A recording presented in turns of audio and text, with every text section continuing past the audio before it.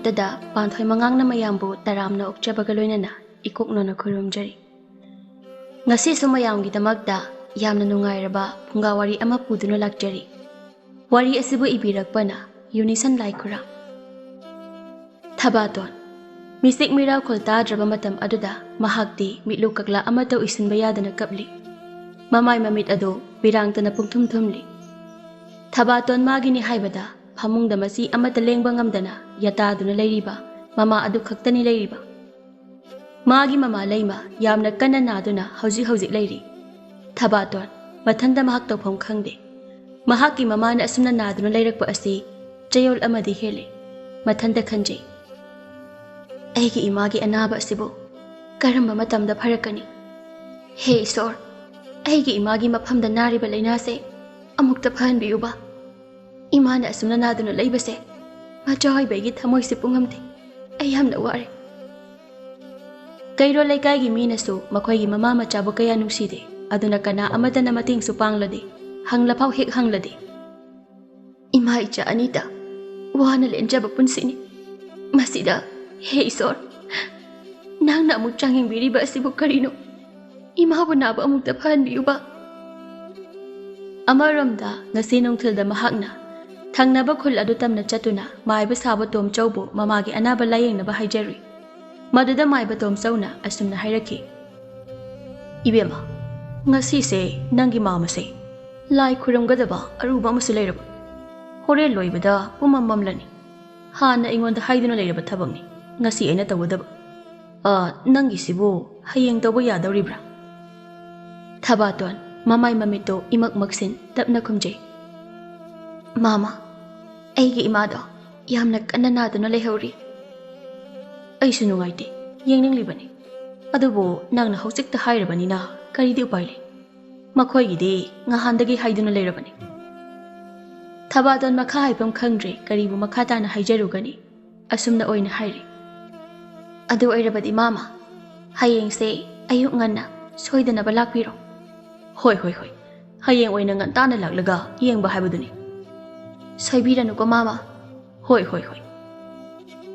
Asumna hayengi namita matam thanaki Thabaton na haijay. Hayeng de mama do ngantana laklagi hairani.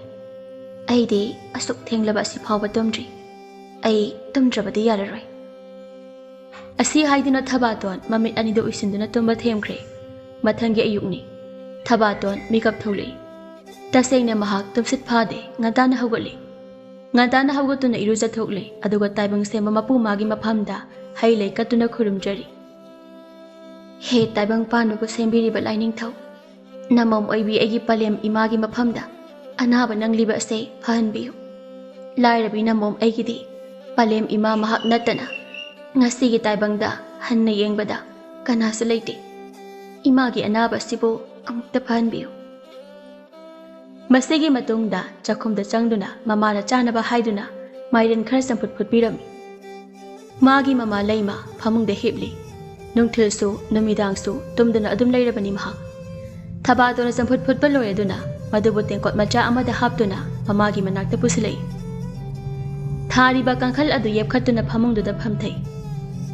Ima, nang di hawal amledana. Laima masan na pidamun na yengi, Thabaton na wa makatay. Ima, ayin asamput karaput bane, si sasi. Asi haiduna, mamada kare inbirami. Laima, janing thakning bakari suphaw banate. Mana janing di hayna chadrabadi, macano pinanungay kraroy khanduna, mahag samput ado, amu anirag di jari. Madugi matung dagidi, mahag mangag ado hayre. Ima, silay na chako. Okle da. Ima okle. Chaningdre. Se, kharaga chakho. Hausikti chaningdre. Horen oina charage. Adude horen oina charasi ko ima. Madubu makhada thammi amuk nongkhalaktuna mamabu yengduna hai. Ima, ngayhak leirabadi mahaibatom sawdo sida laklagani. Ngarang ina kaururabani. Ngarang di mathabag sangawdaba. Ngasi ayu soidana laki haina hairakpani. Ima, layeng thoklabadi imagi anabase soidana pharagani. Laima magi masanapi asina mama magi damakta kayagi matik wajaba khanjaba pumnama asi mahak loina khangi. Maraibak thirabi magi machanupini. Hanadagi hauna yum asibu mahakna puba ngamnaba hotnarakpani. Aduga haujingna amuk magi anabagi awaba. Masagi damakta khallubada mahak lona lona pirang kaya ama sinthakibani. Ima adum phajakhinida. Karigi maiba amuk kauribano. Sel tingnaba. Ima naba phatriba sidi. Ima naba phataba yadi. Ima ana sumnaduna leibase. Najagi thamoise yamna wai khangaba. Laima machanupigi wafam aduda makhatana khumba ngamludre mahak tumina oina leire. Ngahak leibaga mapalda maiba tom chau thunglari. Maiba tom chauna. Yum sibu mi leibibro. Amukta thokpirauba. Thabaton mapalda nupa amana kaurakpagi khonjal tu tabada. Mama dubo laklaba zala. Mama da yengduna amuk. Ima mapalda mi lakpa mali. Ay amukta thokluge ko. Asi haiduna Thabaton mapanda thoi. Sumangda mama tom chau leptuna leiramba aduda. Mama lakpiredana. Kakhatpiro mama. Mana phida ama thari maduda tom chau phamthei. Kharangana laki ningbani. Hekta thengdokiba yadida. Yanida mama. Namabu imungda hiplibro. Hoi mama. Adudi hekta yenglasine. Hoi mama. Imungda oina changlasi. Asi haiduna imungda changi Thabatonna mabu mamagi nakta pusili. Ima aina ima bula yenghanaba mahaiba haibada laklei. Laima mamito yengthori tom chauna. Itaima kudangi mihuldo amukta paiduna yengjaki.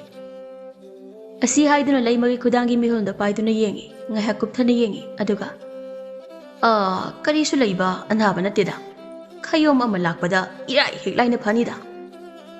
Adudi mama khayom lakpa haibado ngasimak hek tawbiba yagadra. Yani. Aina hojik laklingi asida loin hek tawthoklamlaki. Kari mapot masay di changani. Tom na lai khuramba aduda changadaba mapot masay sing adubu loina hairi. Thabaton na madubu khudak aduda lang nabu hotni. Ka aduda tom ga leimaga lehawi tom na leimada hangi. Itaima gi isabu Thabaton khaktara. Mani bungo isa mathantani. Adudi yumsida nakhoi anita leire. Masu mathwai yamna wazaraba mali. Itaimagi anabasi soidana phanida. Karisu leiba anaba nate. Khangrada ibungo. Asuk leitringai asida. Anaba asina amu. Isa mahak matomta makok ngaujare. Karisu hena khanjinbirununda. Thabatona mapot masai loina suna langba loire. Mama si suriko yaradra. Yarani shuri. Maiba tom chauna madubu laton amada mapot masai singdo loina hapchilaga paya amana chena kiri madubu makhoigi mamang thangbada leiriba pukri adu tamna chatuna ising aduda khayom laknaba thorang tawi machilda laiwa kaya ama soli khayom adubu isingda ahumlak lupi madugi tungda khayomda isingda thadaramle maiba tom chau yumlomda amuk changli mapaldana Thabato leiri ibema loiri namagi anabasi soidana faragani. Wahaisida Thabaton do harau jaraduna. Nungai jareda mama. Haujikti nuksa athiningai oidreda. Nong manini asida soidana. Namagi anabasi phagalaklagani. Ibema aisu atoba thabak lehauri. Chaikinaba tawrage. Mama lai kurambagi awaman khara kachaki. Asi haiduna Thabaton ibungda changi. Mama bo layeng-bada laijaramba sel makai loina chatkre. Haujik lehauriba haibabu mana mopak makhada thamba aduda ngahauri. Yamba nate madubu paiduna mahak mapanda thole. Aduga madubu katli. Mama yamdi yamdre aina ngamjaba kai kachare. Yari yamankre. Imagi anabase phabo oijarage ko. Namagi anabase loina phabo oiduna. Namana sana khoi ani nungaina leibo oijaruko. Phare. Adude iso mu chalage ko. Hoi mama. Asumna lai khurambiramduna maiba tom chau chatkre. Thabaton mamagi manakta amuk changli. Ima lai khuramba loire soidana phagani haina hairami. Phazarasani. Phare. Isasu oi chen bada waramlani. Cha ising chanaba thorang taur. Hoi ima. Ado ima su sak chagadabani ko. Hoi hoi. Thabaton chakhom tamna changrei. Chak thongba hawgat ke haini hek phamthabaga. Lairiba chengphu du hek urei. Chengphu du po ubada mahak khangni ningsinglei. Chengphu sida chengmaru amata yahodabani ko. Aina chak thongge haina phamtharakliba sibu. Hawgatuna amuk chengphu manakta changi. Lairiba chengphu adubo makhutna hangdoi. Chengmaru amata yawramde. Mahak yengba ngamdraduna amuk khomjille. Karam tawgani aidi. Chengso amata laitaba. Chengwana ba serso ai khutta amata laite. Ai karam tawgani. Magi wakhal hena wai. Tawphom khangdraduna magi kada amuk changi. Mangpa adubo hugatuna yengi. Senyak chapi ama phawba hek leiramdre. Thabaton phamungduda phamduna mitludagi pirang sinthajai. Hel airaba.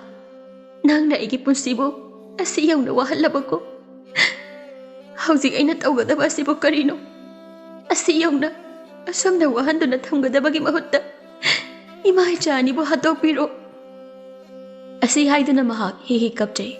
Asam tawna namai kharani haujingkre. Thabaton charakaya ama hele. Mamabuna champut khakta adumak bijare. Adubu matam asi phawba mamagi anaba adudi khazik phawba phagalakbagi mami udri. Hena du masa soksinlakpagum tawrami. Thabaton mamagi nakta ungduna famli. Mahak tasengna kari tawgadabano haiba khangdre. Laima masanupigi matawbu yengba ngamde. Imagi bema. Isabu yamna warabrane. Thabaton milu anidagi sinthage hena tawramba pirangdo mamana ukhini khanduna phattai thui. Aduga khumi. Karigi wagadoina ima. Asa kari suwadi. Isana ungduna leiba. Mitludagi pirang sinthaduna leiba se. Ima yekba ngamdine. Ima nasa ai kari su tawdida. Imagi anaba asida.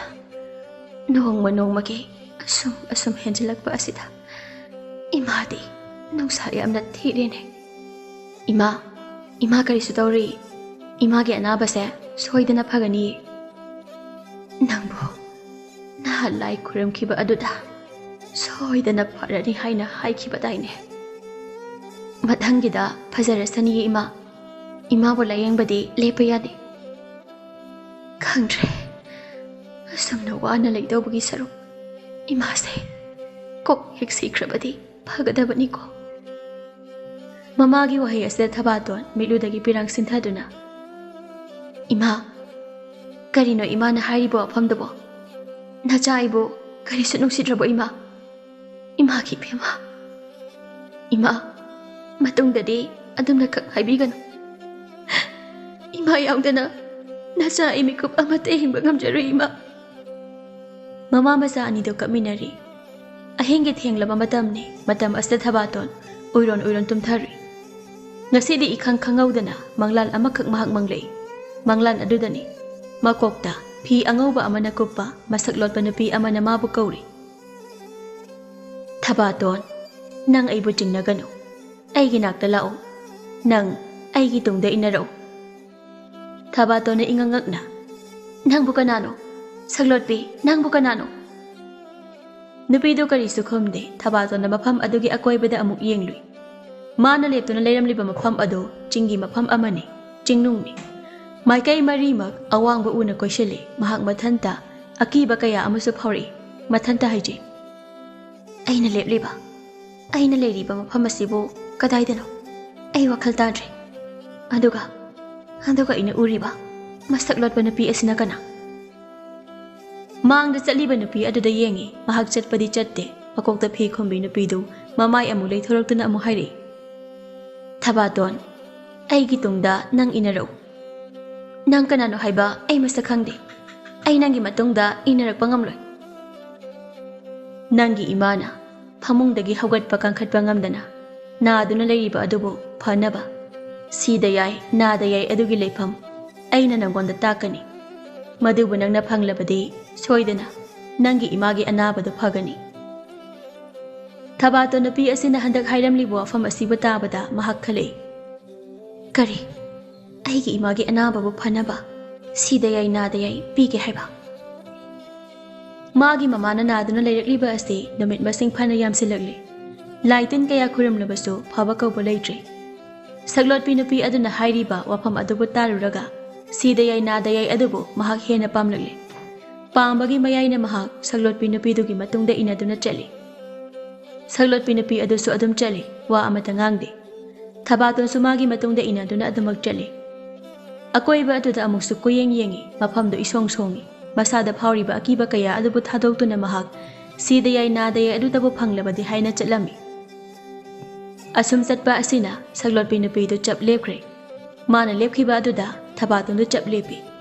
Saglot pinupi duna magi makhuda thangatuna makhodombi aduna chingnung adugi mayai de lairiba pukri masa aduda thenduna makhol thokna hairi.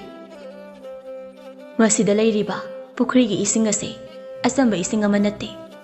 Masibu nangi namada pithakpa thoklabadi nangi imagi anabado soidana phagani. Ha Thabaton masu pukri gi ising aduda yengi. Mahakna nahan makai uba ising ama ong matang manade. Yeng bada karino ma itaw tawi.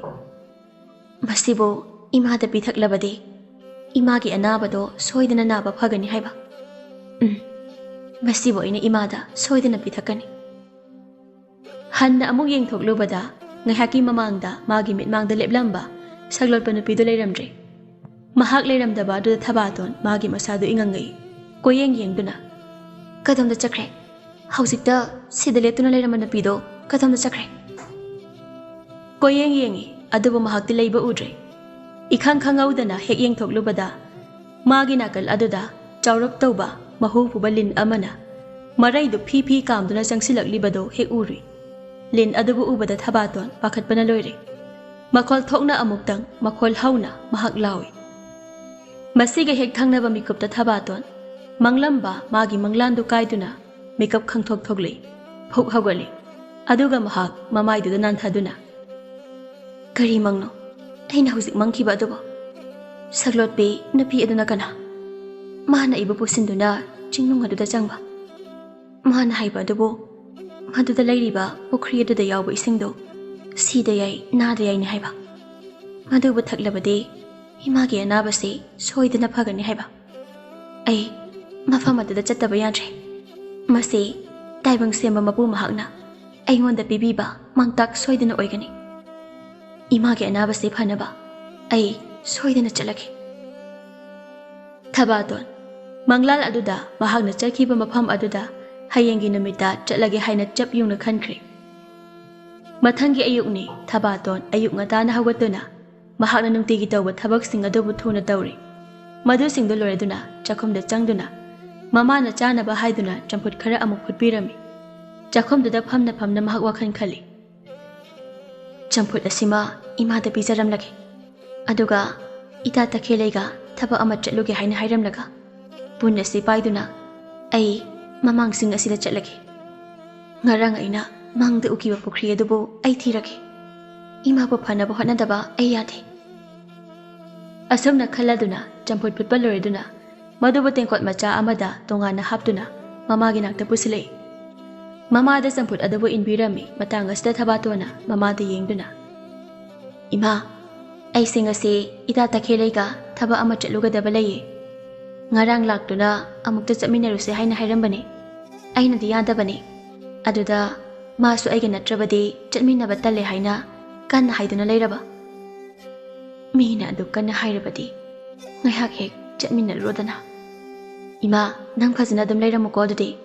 Hoi hoi. Ai hausi isingsu soktok lage. Ising sokpa loiraga adum chakragi. Asumna hairami masigi matungda Thabaton chakhomda changduna pun adubu laukthokli. Pun adubu paiduna mahak mayumdagi thokri. Lairiba mamang ching adu tamna mahak chumdring chali. Asum chatpana haujikti ching adu yauri. Ching di yauri se. Makha taba asidi aibu kadomda chasige. Haifet yengduna kadomda chasige haina khali. Makha lambi aduda oina chatlagi haina khaladuna makha lambi aduda mahak adum chali. Chingnung aduda changsili. Somdana phamungda hipliba leimana. Isa nupi adubo. Ising sokpa hana chatkani haina chatkhiba adubo. Hausik phawba hanchilaktene. Mahabu kari tawba yaraba jano. Masa nupi halakte haina mahak ngairi Thabaton de lepa kauba leitana. Masada awaba machet amata phawdana Mamagi sida yainada yai aduptabu phanglabadi haiduna chingnung aduda chali. Changsila songba so asum hengalei. Hauriba napi singbido makona haidokna mahak chali. Khara chatpagani. Ngarang mahakna mahaki manglanda leptuna ihan hana leiramkhiba mafam adu yauri. Madubu ubada mafamse ngarang aina lepkhiba mafam aduni. Asidana masta khangdabi nupi aduna lepa. Aduga mangda laikriba lambi asidana mahakna chumdring chatpani ko. Masigi lambi sida ai chumdring adum changsingkhragi. Thabaton mamangda lairiba lambi aduda mahak chumdring chatli. Magi masado swai lauba asum hele. Akiba kaya amasu phawri aduba mahak kirabasaki na khangduna chumdring adumak chali. Amaromda mahakna mahaki ngarangi manglal aduda ukhiba mafam aduda ngasi taibamda tasengna uba thengnaba asida pukhri adusu soidana leiramgani haina thajarami. Namisu haithakri Thabaton lepago boleitana adum chali. Laima magi thamoidi asum pakhatpe hele. Mabu ising sokpa chatkhraga halaktriba asibu ibema takhelega punduna asum chatkhraba zala hauzik phawbabu mabo thengmalida hoini maini haisu amatta hairamde.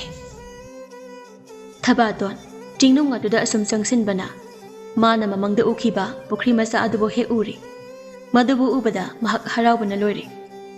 Jumle aigi mangtak jumle masigi pukhri asini ngarang aigi mangda ukhibado masi sida yainada yaini masibo aigi punnasina soklagi masi soktuna ai thona yangna hankragi.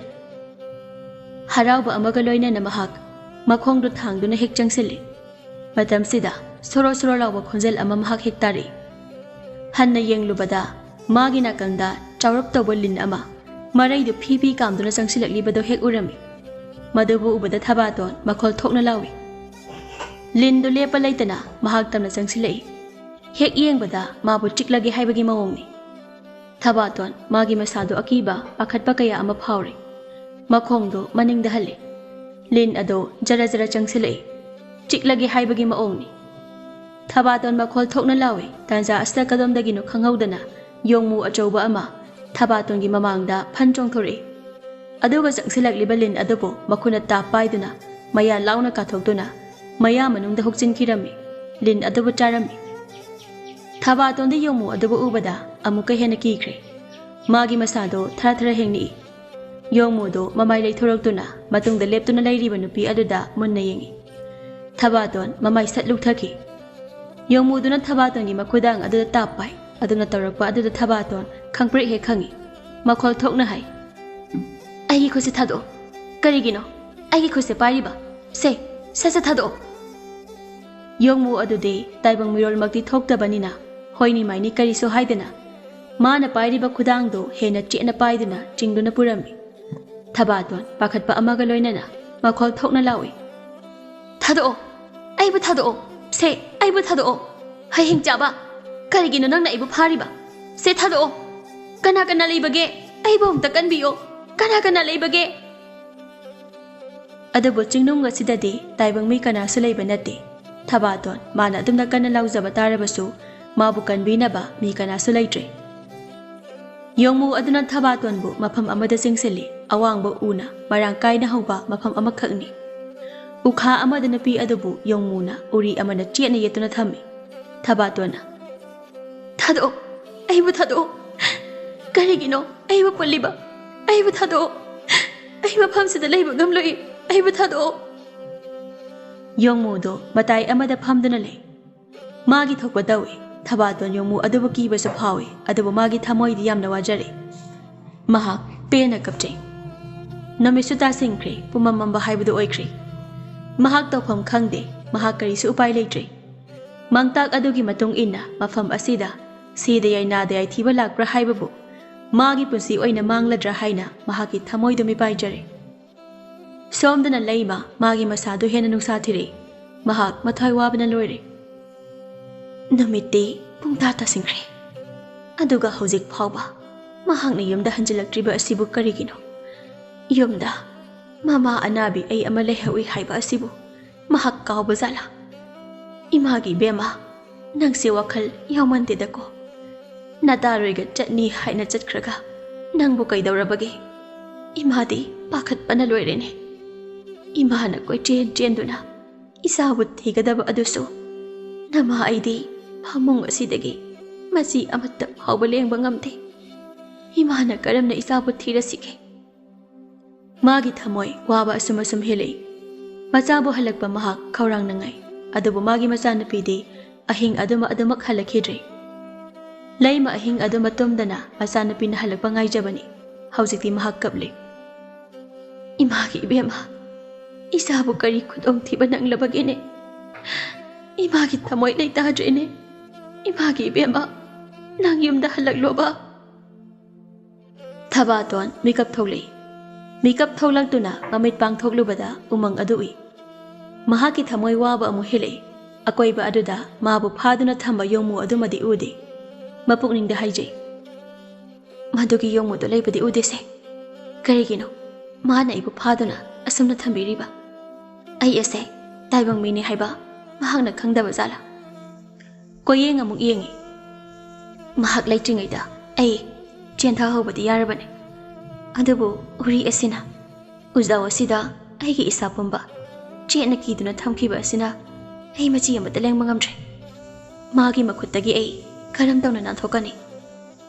Mafam asida taibang mi amatang oirabasu laklabadi phakranida. Mathamoy nungda asumna khanduna leiri. Tanja asida makhol amatari. Phathi yengthoklui. Maduda yongmu aduna marengzomda lapoi lau ama thamduna puduna laklibado mahakui. Yongmu duna nupidugi manakta jangsilaktuna lapoi du thami. Chaw haina pibagi ingitni. Adubu Thabaton mataw karamna lapoi adubu charugani. Yongmu du nakal oiramna phamduna laikre. Thabaton yongmu aduda yengduna hai. Karigino. Nang na ibu mafam sida phaduna thamliba. Hayo, karigino. Ay mafam sida lainingde. Ay ba thadokpiyo. Yongmu dudi karamna khumluni. Karigino khumdriba. Karigino tumina lairiba. Ay ba puliba si thado. Mana fana kana haijay adubo yongmu aduna di karisu tade. Matamsu asum haujinki. Lay mangarangdagi masanupi halakpa ngaibani adubo haujik phawba halakpa laitri. Mahak tasengna mathamoy ware. Kapasu yamna kaple. Imagi ibema. Nangmu mafam kaida chatpage. Imagi thamoy si yamna warene. Yamda halakloba nangbo. Mahak kape. Tanja asida mapanda takhele lai. Takhele na mata Thabaton bukawi. Ita. Ho ita. Ita Thabaton. Nangbo lay bro. Ay lakliye. Kana amata na khumlakte. Laima mapanda nupi amana kawri badatay. Kumbadi ngamde. Yumgi thong adudi hangdoktuna lairi. Thong asidi hangdoktuna lairi na. Ita Thabaton do laita bazala. Ay hekda imungda changlaga yenglage da. Asumna khaladuna takhele imungda changlami aduga kawi. Hek yenglubada mama laimana phamungda lairi badui. Mama gi nakta sangsili aduga hangi. Ima hipli bro. Ita Thabaton di mabu laita bro. Hanna yengluba matamda mamagi maithong aduna pirangtana pungchot chotuna lairibado hek uri. Maduda pakatna hangi. Ima kaidawrabage. Ima na kablibabu kaidawrage. Se ima. Ima bu kaidawrage hayo. Laima hena dum kapthori. Thabaton di ima. Maha kadai dirayge. Isa Thabaton do. Ngarangdagi yumda halakidre. Ha. Ma bo. Ma di kadai di chakriba. Ima, mabu kadai chakani haina hairambage. Ngarangdo, mana mama ingonda. Nanga, thabak ama chatminarugani haina hairami. Aigadi maga ngarang punba laitina. Ma iso kariso haina kide. Nako eni kariso haina kide haiba. Anduga mana di mama ingonda. Nanga thabak ama chatminagani haina hairamliba. Mabu ngau zalo. Imagi Thabaton. Karigino. Nanga imada wami namliba. Imahu nusidrabo nangbo. Isa halag pangaybada. Imadi yamna warine. Takhele so mamagi mataw tu yengba ngamdraduna thoini hena kapchari. Laima magi mathamoida asumna chingnaba phawrakle. Adudi ꯃꯥꯅ ꯉꯔꯥꯡ ꯏꯁꯤꯡ ꯁꯣꯛꯄ ꯆꯠꯈꯤꯕ ꯑꯗꯨꯗꯒꯤ ꯑꯗꯨꯃꯛ ꯍꯜꯂꯛꯈꯤꯗꯕ ꯑꯣꯏꯕ ꯇꯥꯏ. ꯃꯥꯕꯨ ꯀꯗꯥꯏ ꯇꯥꯅ ꯆꯠꯈ꯭ꯔꯕꯖꯥꯠꯅꯣ? ꯇꯈꯦꯜꯂꯩꯗ ꯑꯃꯨꯛ ꯌꯦꯡꯗꯨꯅ, ꯏꯕꯦꯝꯃ, ꯏꯃꯥꯗꯤ ꯅꯥꯗꯨꯅ ꯐꯃꯨꯡꯗꯒꯤ ꯍꯦꯟꯗꯣꯛꯄ ꯉꯝꯗꯅ ꯂꯩꯔꯤꯕꯅꯤ. ꯅꯪꯅ ꯏꯆꯥꯒꯤ ꯈꯣꯡꯒꯨꯜ ꯑꯃꯨꯛꯇ ꯂꯤꯌꯨꯅꯦ. ꯃꯔꯥꯏꯕꯛ ꯊꯤꯔꯕ ꯏꯆꯥꯅꯤꯅꯦ. ꯏꯃꯥ, ꯊꯣꯏꯅ ꯍꯦꯟꯅꯁꯨ ꯈꯟꯖꯤꯟꯕꯤꯈꯤꯅꯨꯁꯦ. ꯃꯐꯝ ꯑꯃꯗ ꯃꯍꯥꯛ ꯁꯣꯏꯗꯅ ꯂꯩꯔꯝꯒꯅꯤ. ꯀꯔꯤꯒꯨꯝꯕ ꯈꯨꯗꯣꯡꯊꯤꯕ ꯑꯃ ꯅꯪꯂꯗꯨꯅ ꯇꯧꯔꯤꯕ ꯑꯣꯏꯔꯝꯒꯅꯤ. ꯑꯩꯁꯨ ꯄꯥꯎꯁꯦ ꯈꯨꯜ ꯂꯩꯀꯥꯏꯒꯤ ꯃꯤꯁꯤꯡꯗ ꯇꯥꯛꯂꯨꯒꯦ. ꯃꯍꯥꯛꯄꯨ ꯊꯤꯅꯕ ꯍꯣꯠꯅꯒꯦ ꯏꯃꯥ. ꯇꯈꯦꯜꯂꯩꯅ ꯑꯁꯨꯝꯅ ꯍꯥꯏꯔꯝꯗꯨꯅ ꯃꯍꯥꯛ ꯊꯣꯛꯂꯛꯏ. ꯈꯨꯜ ꯂꯩꯀꯥꯏꯒꯤ ꯃꯤꯑꯣꯏꯁꯤꯡꯗ ꯊꯕꯥꯇꯣꯟ ꯉꯔꯥꯡ ꯅꯨꯃꯤꯠꯇꯒꯤ ꯃꯥꯡꯈ꯭ꯔꯦ ꯍꯥꯏꯅ ꯄꯥꯎ ꯄꯤꯔꯝꯃꯤ. ꯄꯥꯎ ꯑꯁꯤ ꯃꯤꯑꯣꯏ ꯑꯃꯗꯒꯤ ꯑꯃꯗ ꯃꯊꯪ ꯃꯊꯪ ꯁꯟꯗꯣꯛꯈꯤꯔꯝꯃꯤ. ꯃꯌꯥꯝ ꯆꯪꯗꯨꯅ ꯊꯕꯥꯇꯣꯟꯕꯨ ꯊꯤꯔꯝꯃꯤ. ꯑꯗꯨꯕꯨ ꯊꯕꯥꯇꯣꯟꯗꯤ ꯐꯪꯕ ꯀꯧꯕ ꯂꯩꯔꯝꯗꯦ. ꯑꯗꯨꯃꯛ ꯐꯪꯗꯅ ꯅꯨꯃꯤꯠ ꯑꯁꯤꯃꯁꯨ ꯍꯧꯖꯤꯟꯈ꯭ꯔꯦ. ꯂꯩꯃ ꯑꯍꯤꯡ ꯆꯨꯞꯄ ꯃꯍꯥꯛ ꯀꯞꯇꯨꯅ ꯂꯦꯜꯂꯤ. ꯃꯆꯥꯒꯤ ꯋꯥꯈꯜꯗ ꯂꯥꯏꯃꯟ ꯑꯣꯏꯗꯨꯅ ꯃꯥꯒꯤ ꯑꯅꯥꯕ ꯑꯗꯨꯁꯨ ꯍꯦꯟꯖꯤꯜꯂꯤ. ꯃꯊꯪꯒꯤ ꯅꯨꯃꯤꯠꯅꯤ ꯊꯕꯥꯇꯣꯟ ꯃꯤꯀꯞ ꯊꯣꯛꯂꯛꯏ. ꯃꯁꯥꯗꯣ ꯐꯅ ꯌꯥꯝꯅ ꯁꯣꯛꯆꯤꯜꯂꯦ ꯃꯍꯥꯛ. ꯑꯩꯕꯨ ꯑꯁꯨꯝꯅ ꯈꯨꯗꯣꯡꯊꯤꯕ ꯅꯪꯍꯟꯕꯤꯒꯗꯕ ꯑꯣꯏꯔꯕꯗꯤ ꯀꯔꯤꯒꯤ ꯑꯩꯒꯤ ꯃꯪꯂꯥꯟꯗ ꯃꯪꯇꯥꯛ ꯑꯁꯤꯕꯨ ꯄꯤꯔꯝꯃꯤ? ꯍꯦ ꯏꯁꯣꯔ, ꯑꯩ ꯌꯥꯝꯅ ꯄꯦꯟꯗꯦ. ꯑꯩ ꯅꯪꯕꯨ ꯌꯥꯝꯅ ꯋꯥꯔꯧꯏ. ꯃꯆꯥ ꯑꯩꯕꯨ ꯍꯜꯂꯛꯇ꯭ꯔꯦ ꯍꯥꯏꯗꯨꯅ ꯏꯃꯥꯗꯣ ꯀꯌꯥꯗ ꯋꯥꯅ ꯂꯩꯔꯝꯒꯅꯤ. ꯏꯃꯥꯗꯣ ꯀꯅꯥꯅ ꯌꯦꯡꯁꯤꯜꯂꯝꯒꯅꯤ? ꯏꯃꯥꯕꯨ ꯀꯅꯥꯅ ꯆꯥꯛ ꯄꯤꯖꯔꯝꯒꯅꯤ? ꯀꯔꯤꯒꯨꯝꯕ ꯑꯩꯒꯤ ꯏꯃꯥꯅ ꯈꯨꯗꯣꯡꯊꯤꯕ ꯊꯣꯛꯂꯝꯂꯕ, ꯍꯦ ꯂꯥꯏ, ꯑꯩꯁꯨ ꯏꯃꯥꯒꯤ ꯃꯇꯨꯡ ꯏꯟꯅꯗꯨꯅ ꯊꯋꯥꯏ ꯑꯁꯦ ꯊꯥꯖꯈꯤꯅꯤꯀꯣ. ꯑꯩ ꯌꯥꯝꯅ ꯄꯦꯟꯗꯦ. ꯄꯦꯟꯗ꯭ꯔꯕ ꯃꯥꯒꯤ ꯊꯃꯣꯏ ꯑꯗꯨꯅ ꯍꯤ ꯀꯞꯆꯔꯤ. ꯄꯨꯜꯂꯤꯕ ꯑꯗꯨꯗꯒꯤ ꯅꯥꯟꯊꯣꯛꯄꯁꯨ ꯉꯝꯗ ꯃꯊꯟꯇ ꯃꯍꯥꯛ ꯄ꯭ꯔꯣꯛꯄꯣꯛ ꯆꯥꯛꯆꯔꯤ. ꯌꯣꯡꯃꯨꯗꯨ ꯐꯠ ꯂꯥꯛꯂꯝꯂꯒ ꯑꯃꯨꯛ ꯆꯠꯈ꯭ꯔꯦ. ꯊꯕꯥꯇꯣꯟ ꯃꯥꯒꯤ ꯃꯅꯥꯛꯇ ꯂꯐꯣꯏ ꯈꯔꯗꯤ ꯂꯩ. ꯃꯍꯥꯛ ꯑꯃꯠꯇ ꯆꯥꯗꯦ.